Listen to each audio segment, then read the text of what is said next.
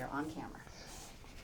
Today is Saturday, June 11th, 2016, and my name is Tony Hilliard. I'm a volunteer at the Atlanta History Center, and with me is Peggy Hilliard, another volunteer, and Sue Verhoff, the senior archivist here at the center. We're here today to record the oral history of Louise Unkrich, who supported the war effort during World War II. Ms. Unkrich oral history is being recorded for the Library of Congress Veterans History Project as part of the Atlanta History Center's Rosie the Riveter History Weekend. We're honored to have you with us today, Ms. Unkrich. Thank you. Can you begin by telling us your name and where you live? Louise Unkrich from Swedesburg, Iowa, in southeast Iowa. Okay. Can you tell us when you were born and a little bit about your early life? I was born August 11th, 1924 in Washington, Iowa. My father was a banker, worked in the bank there, and then 2 years later we moved to a farm and was there and then we moved to another farm, and then when I was 10 years old, my mother passed away with pneumonia, and so then we went live with my grandparents. And was that on a farm also? also on a farm. Mm-hmm. So you had, growing up, you spent a lot of time doing farm things? Farm things. I was the oldest, so I helped my father. Was the area you lived in a rural community? Yes. Where did you go to school, grammar school? Olds, Iowa. Okay, what was that like? Was it a one-room classroom or? Oh no. Well, I started out in a one-room school for 1 year, and then when we moved, then I went to a regular high school that had consolidated all these little country schools. Can you tell us what a typical day was like for you when you were 8 or 9 years old? I don't remember too much Okay. about that. Sorry. That's all right. You got Well, up early and did chores and... Well, that was when I got a little older. Mm-hmm. And when I was going to high school, I would go out and make a round husking corn in the fall with my father, and then in the evening we'd go around again and husk another load. So when you were in high school, did you spend a lot of time with chores, or did you have the opportunity to do other I played basketball and softball and did a lot of. I liked sports. What year did you graduate from high school? 1943. 1943. So you were in high school when World War II began. Right, right. Do you remember where you were on Sunday, December 7th? Well, I was home. Were you listening to the radio, or how did you find out what was going on? I think we were listening to the radio and heard it. Mm-hmm. Okay. Yes. What was the reaction in your immediate family and the folks you knew? Well, my father had been in the First World War. He was in the Navy in France. Okay. And so he knew a little about the war. And was it, I know it was a surprise attack, but was it a surprise that the U.S. was in a war? you know, I don't remember too much about it then. You know, it happened, and then in another couple of years, my boyfriend was in the service, and then. Was there an immediate rush to enlistment for a lot of folks in your area? A lot of them were drafted, Okay. and then some of them went on to college. My friend went on to college, and then when he had 3 years up, then he went into the V-12 program, or he went to Parksville College in Missouri and went 3 months, and then he went to New York to the Columbia University and graduated from there with an ensign degree. Okay. And so I just knew that was going on. And then when I graduated in, what? No, go ahead.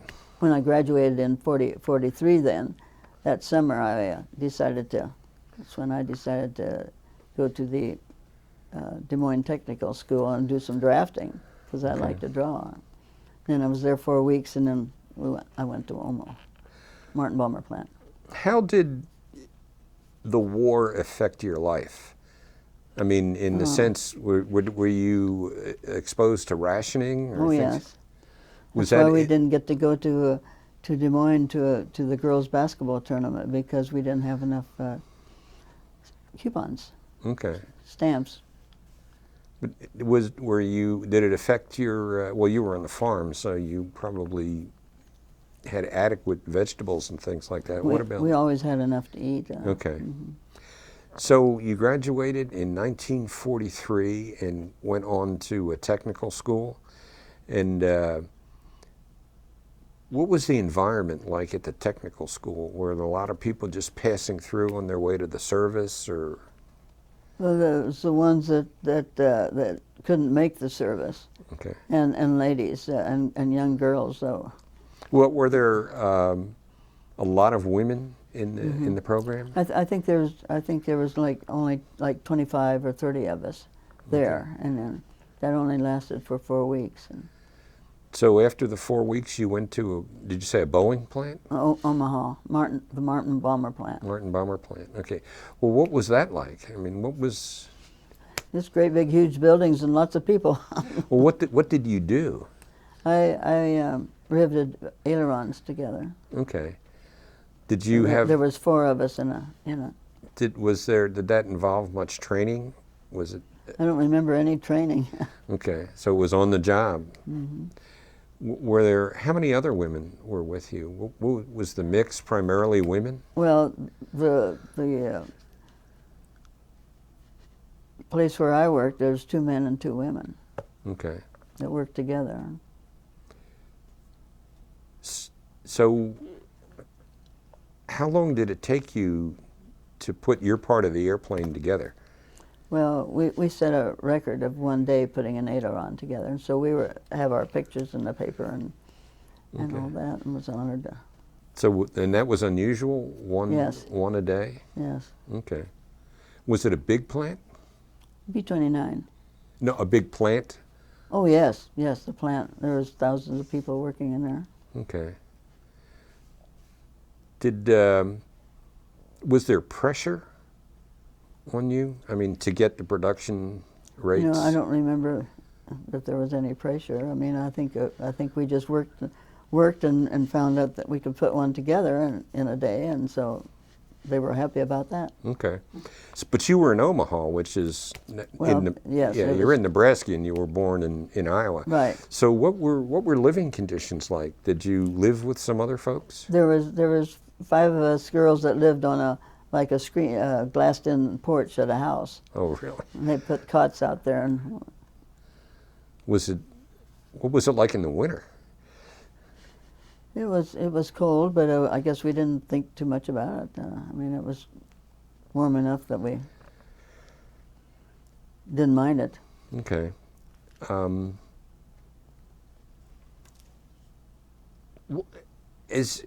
How did you, I guess you got information about the war through newspapers primarily and the radio. At what point did it appear to you that the United States or the Allies would be successful? You know, that was after I got what happened after I got after I was in Omaha for 1.5 years. My boyfriend called me and said he could get a leave if he could come home and get married. So I quit my job after 1.5 years and went home and got married, and then went out to Rhode Island for 3 months with him, and then he got shipped off for 1 year out to the Pacific. So I was home helping my dad farm and other neighbors, and I helped cultivate and plant and harvest. But so when D-Day was, or when the Japanese got, I forget. I don't recall anything that stands out about that, and I should, but I don't. I just know that that when my husband came home, it was, It was over. right. Okay. Well, when you were working at the Martin plant, what was a typical day like? Did you work day shift, night shift? I mean, Day shift, day what- shift. just kind of paint a picture of They us would of what bring it all was these like. parts in to us, and we had to line each one of them up, and if it didn't line up, why, we'd use a little drill to line it up with. And then you had little clamps that you put in the holes to hold them together, and then you started riveting. I forget, there was probably 30, 40 different parts that went into an aileron. So Okay. Did you ever have the opportunity to fly in one of these airplanes? no. No. How about war bond drives? Did Oh, you? yes. Were they? Tell us about what they were like. I mean, we see them in the movies, but I mean, you'd get so much money, and then if you wanted to put it in a war bond, why, you'd save it. But I don't remember doing it too much. did they have celebrities come out to the plants and things like that to try to encourage? I don't remember that. Okay. I just remember going to work every day, and we went. There was 5 of us rode with a man in a coupe. It was like a coupe. It was we were crowded in the back seat. So were the 5 women you lived with your co-workers? I mean, on the Not with me right there. No. they just worked in the plant. Right. Okay. Right. The folks that you were staying with, were they? Did they have anyone involved in the war effort? Yes, the man worked there. Okay. Okay. And then I played softball for the Martin Balmer plant. Okay. And so in the summer of 45, The name of your team was the Martin Balmers. The Martin Bombers. Okay. Yes. the Bomberettes, wasn't it? The The Bomberettes. Balmerettes, yes. Bomberettes was Okay. I was a catcher Okay. until I broke my thumb. How did you break your thumb? Well, just by catching a ball, and playing, it came on this side, and I caught it up here without a glove on. And So you went to Rhode Island with your husband, your new husband, and what service was he in? he was in the Navy. In the Navy. He'd been down to Fort Pierce, Florida, and had a schooling for one group of men that were going overseas, and then he got another group. And then after that second group was finished, they sent him up to Rhode Island. Okay. And then after when we were married, when he was up there, he had demolition school, and then I think it was the 15th of December or the 5th, maybe 5th of December. Everybody went up there and christened a new ship in Providence. Okay. And then after a week of that, then the ship all left for the canal, went Okay. around to the Pacific. And, So what did you do after that? well, I came home and Okay. started working on the farm with my dad and Okay. helping out. What did your farm grow? Corn and soybeans Okay. and hay, lots of hay. And the markets were pretty good? I don't remember about that because I just remember seeing later that, like things were 8 cents and 10 cents. And But I mean, your products were in demand? well, we just had corn and soybeans, which is bulk, and Yeah. we Did the Right. government buy a lot of it? well, a lot of times we fed out everything that we raised. Okay. We had cattle on hand all the time. Oh, okay. Okay. I just was going to ask you a question that fell out of my head. Can I insert one right Yeah, go ahead. If we can go back just a little bit, I'm just curious, why the Martin Balmer plant? Why Omaha? What led you to do this? When we were in this technical school in Des Moines, at the end, it was only a 4-week course, and so they suggested that Martin Balmer plant in Omaha needed needed workers, and so that's why we went there. And What did your dad think about it? I don't know. I don't think they even. I mean, I don't know. I forget about that, but I know that's what I just went and did, and I don't know if I asked anybody or not. But I was 18 years old. Or, Did you go alone, or did you go with no, friends? there was a group of us from there that went. But you And- also wanted to go into the service. Well, that was that was a couple months later. I was wanting to be a wave, Okay. and because there was people there that was wanting people to go into the waves, and I called my husband, well, that was before I was married.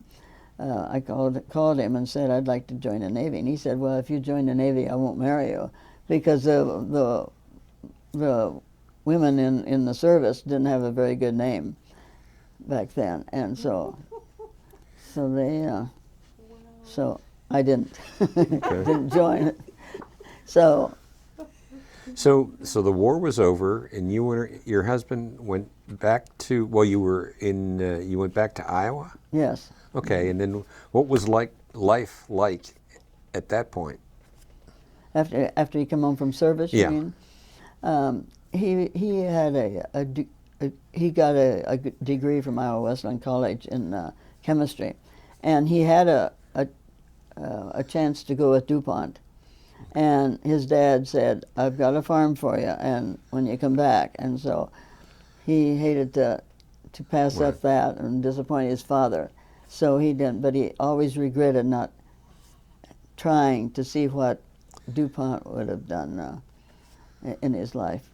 So But you stayed on the farm. We stayed on the farm. We went to the farm and stayed there. When did you start having children? Well, we were married in 44, and in 47, Okay. March of 47, our oldest daughter was born.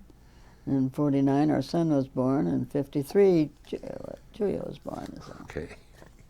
So you stayed on the farm? I mean, I know you're probably not farming now, but how long were you in the farming? I'm helping out at times, yes. Still is. Really? Okay. Little. Do you drive a tractor? Up until 3 years ago, I was driving a tractor and, Okay.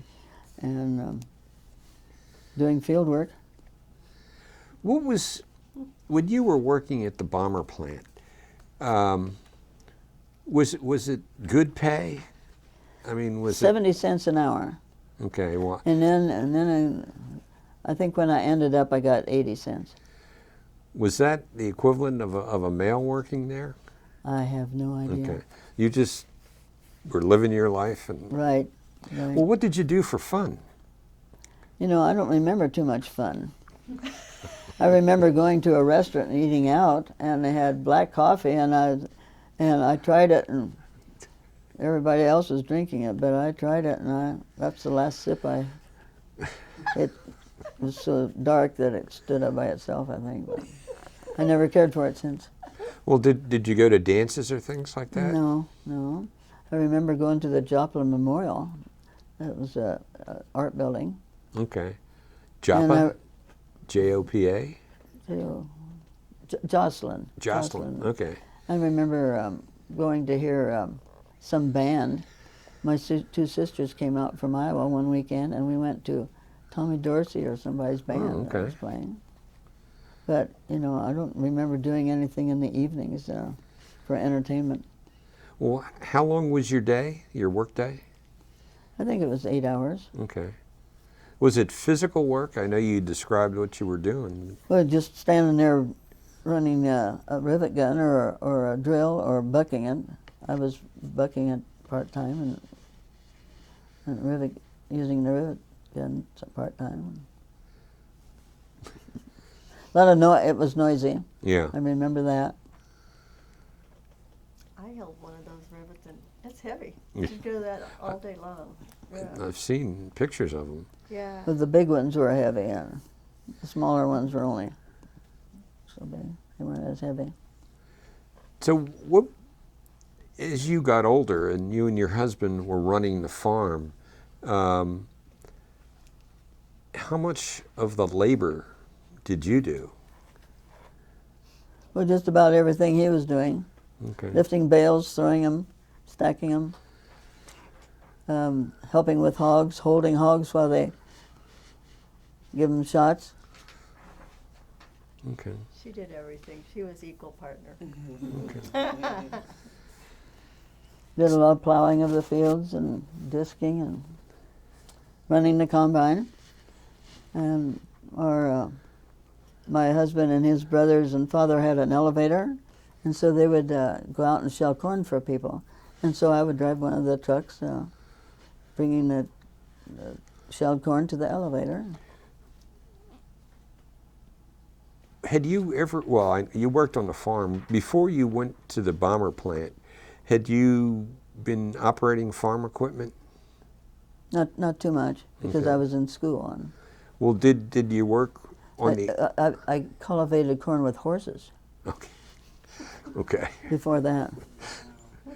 Did working with at the plant kind of prepare you to get out, you know, once you move back on the farm to operate the equipment and do those mechanical things, or you just learned by doing it? Learned by doing it.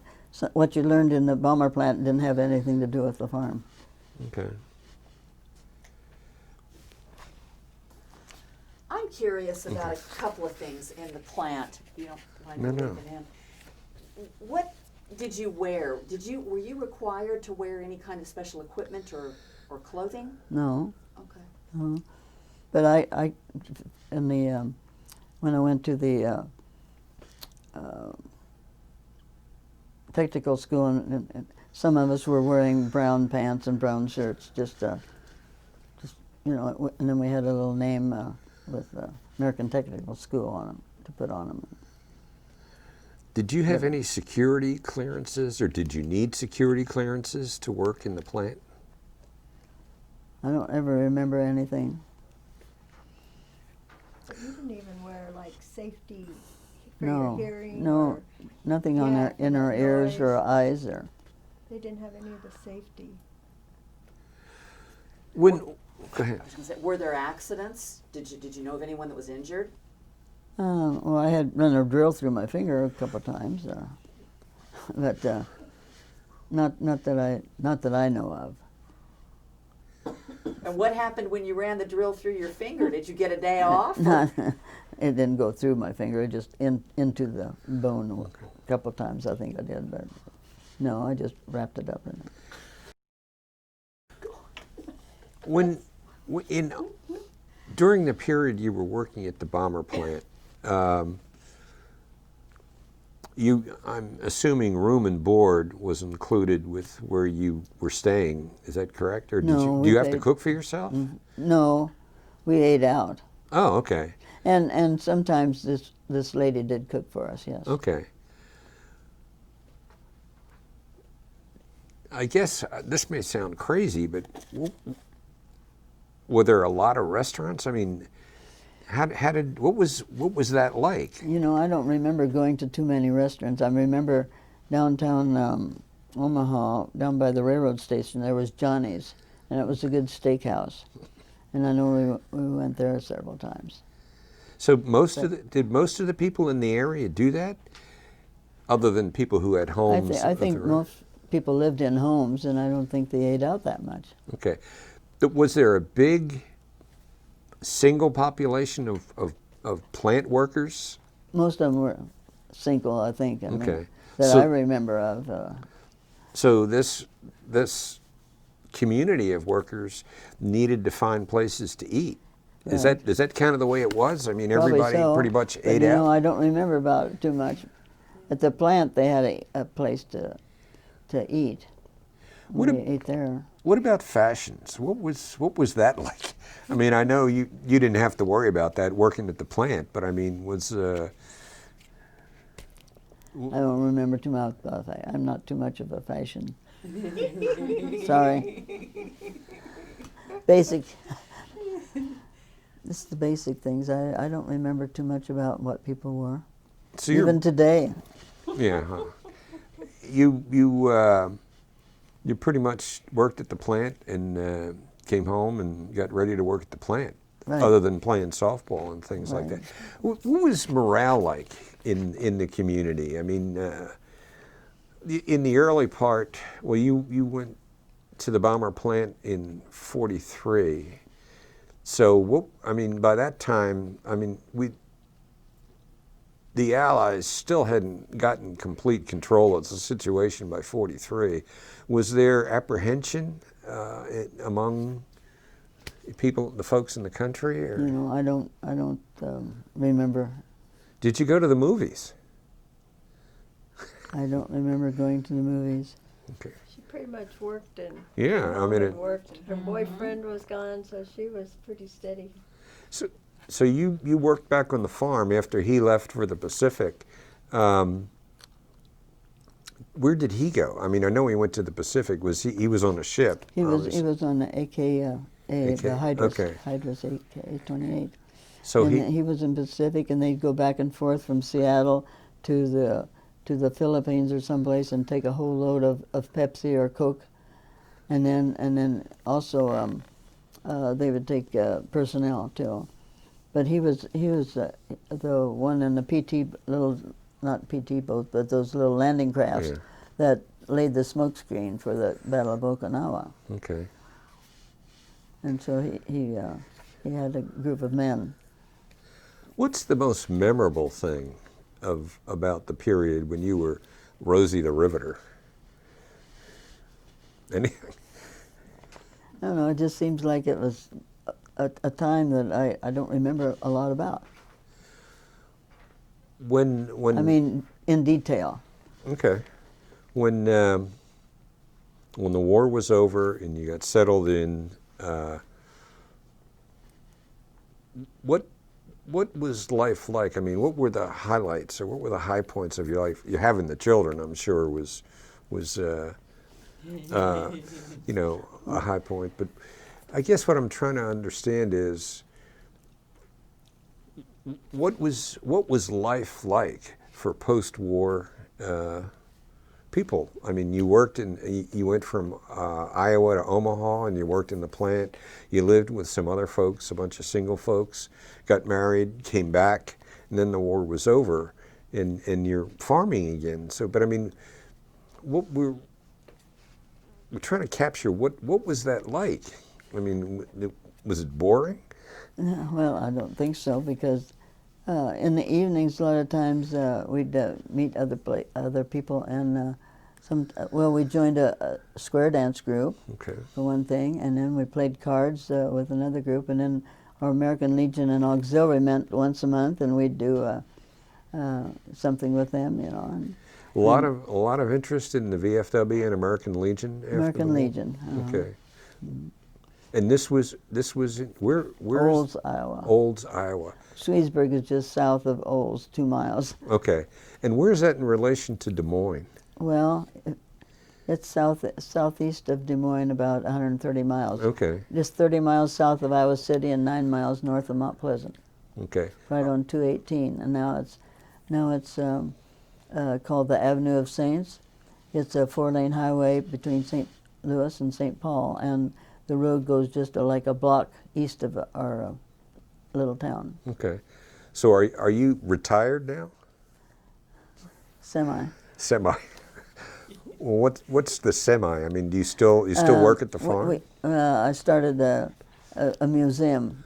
Really? Several of us started a museum 30 years ago. In 1986, we started our Swedish Heritage Society. Okay. And then in 91, we opened up a museum. And we had like 70 people help us get started. We're down to 20 now. But we still are open. So it's a Swedish Heritage Museum. What are the artifacts like? Well, what started is in 1859, no one was living in this area because it was all swampland, prairie grass, and buffalo wallows.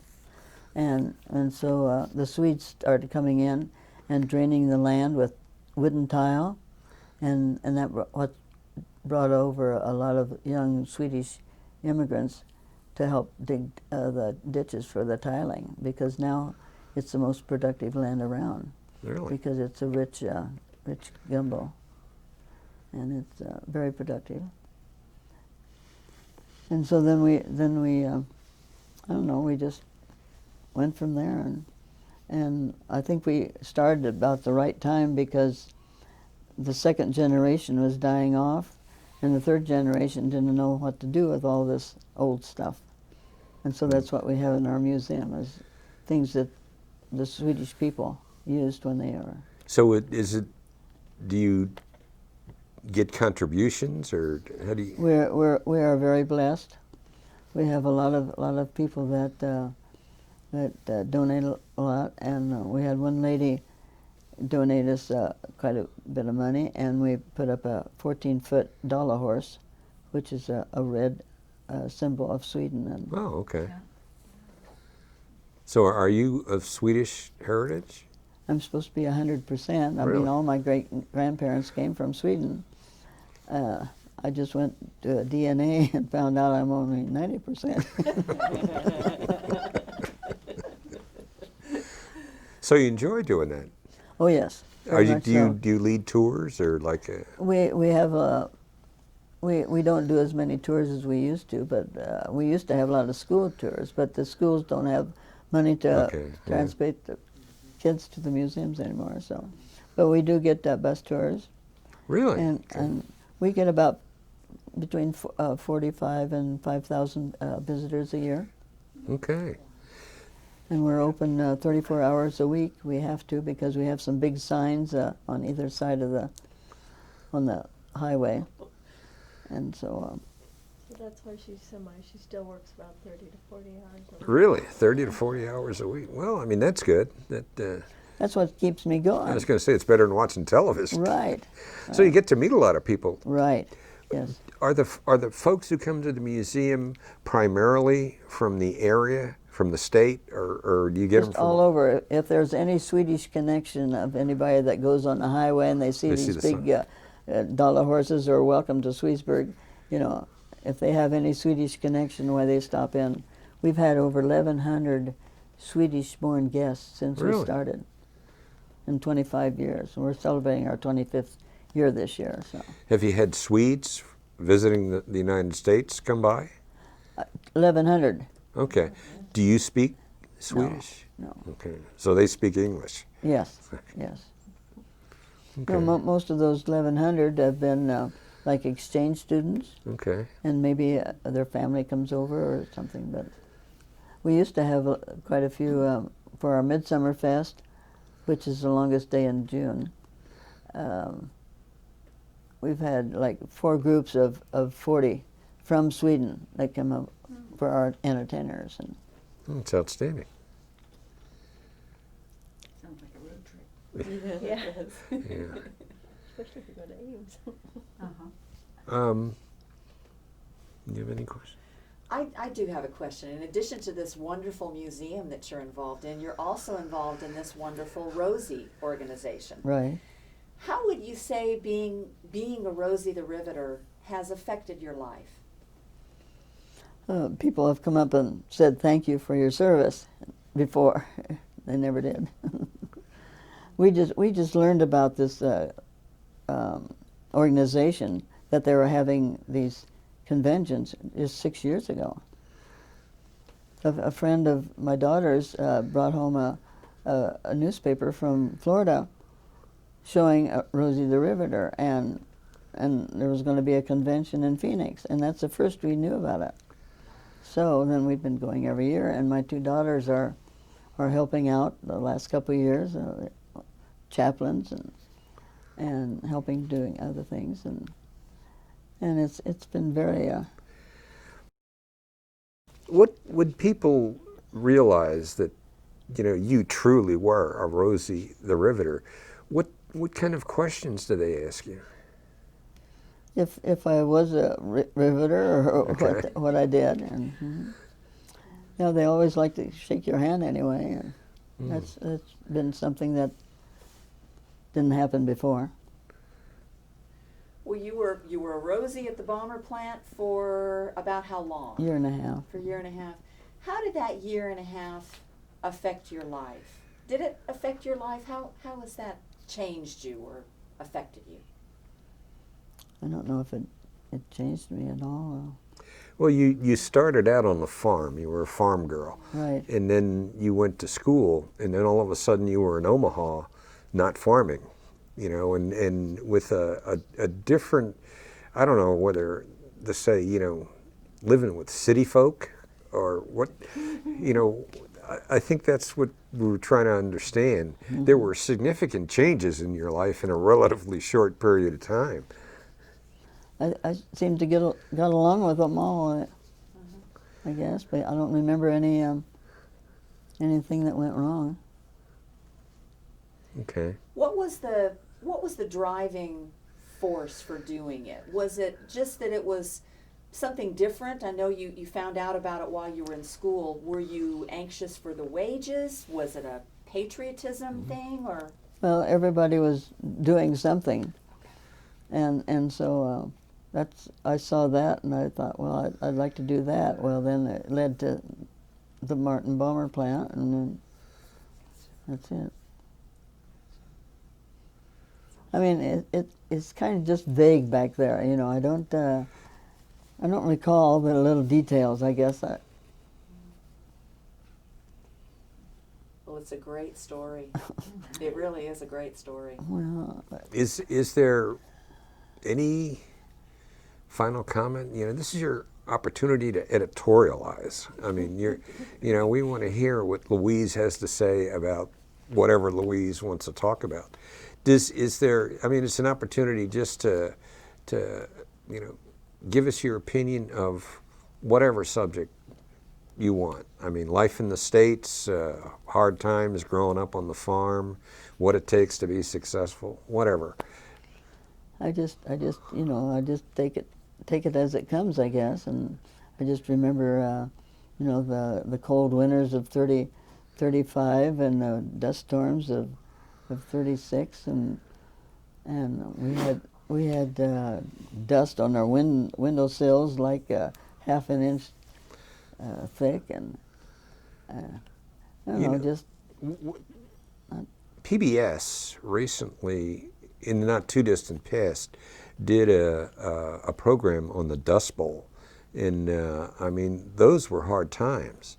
I mean, and I didn't realize that you would experience that. What was that like? well, I mean, as a farmer, your land is just blowing away. it was the dust from Nebraska coming over into Iowa that a lot of people said that it was that. And of course, back then you plowed, and when you plow, you bring over the loose dirt from the bottom, and that's what blows away. And so that's why people don't plow anymore. And a lot of it is. Well, did that create hardships for your family? I mean, were you still able to generate crops? Oh yes, yeah. No, it didn't do that much damage. It was just that dust that you had to clean up in the house. The windows weren't tight. Okay. But I don't. It's a whole different soil in Iowa. It's that black gumbo.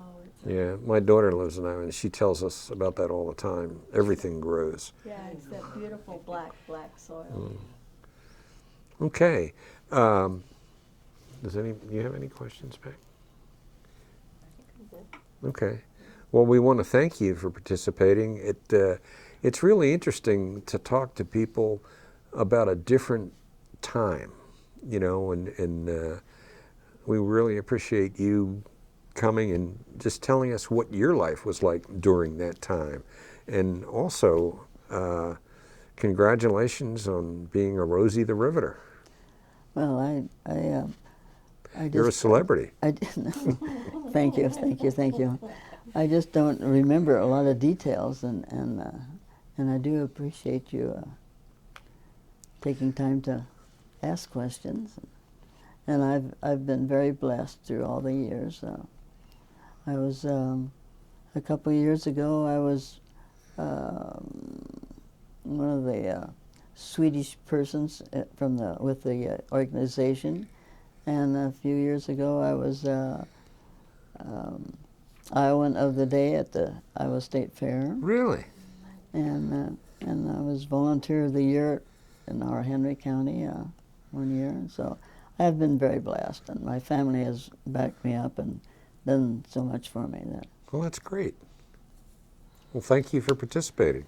I have Okay. one last Okay. question. Sorry, I can't resist. As we all know, you were really doing a man's work in a time when that was kind of unusual. It was unusual for women to be doing the things that you did. Did you ever feel like you were breaking new ground? Did you ever get any pushback from the men that you worked with? No, I don't think so. I had helped my dad on the farm and other men, you know, and I'd worked with men before and worked with a lot of men afterwards. But no, I never felt that. I just knew that I was doing a job that had to be done, and just enjoyed it. What impresses me is you seem to be the kind of person who really is not encumbered by obstacles, that if you make up your mind you're going to do something, you're going to do it. And that's... Yeah, That's- Mom. That's awesome. She doesn't tell you about all the other stuff she does. So, I mean, she's officer and everything. She organized the Swedish smorgasbord for 40-some years. I mean, she's been an integral part of Have you gone to tea Sweden? and church. Have you gone to Sweden? 9 times. Really? Okay. Oh. We've traveled Europe. We've traveled Africa. She's my best traveling partner. Okay. Well, that's great. We've been on a cruise to St. Petersburg and Budapest and Prague and Well, there's no moss growing She under just your does feet. it. She doesn't know. Can I be you when I grow up? sure. She's not one that does a lot of the emotions. She's the one that just the task. Yeah. She gets things done. Well, I think that comes across, Yeah. and we appreciate that. Thank you. But thank you for telling us your story. Well, thank and you I hope for- you enjoy your time at the convention here. Yes, we've been at all the conventions and they've been great. The one in Phoenix, and then the one in Detroit and San Francisco and Omaha. Now today, they had quite a few, like 6 or 8 before we even knew about it. So, but no, we're really enjoying them. And Good. Well, thank you for taking the time to come up today. We well, thank appreciate you, thank you, thank you, appreciate it. Museum. Go ahead. Just as an addendum to Louise's interview, we didn't realize that Louise is a calendar girl. So this is the Rosie the Riveter's calendar, and if you would open to your page, there she is. Louise Unkrich, the August calendar girl for 2016. Okay. Thank you.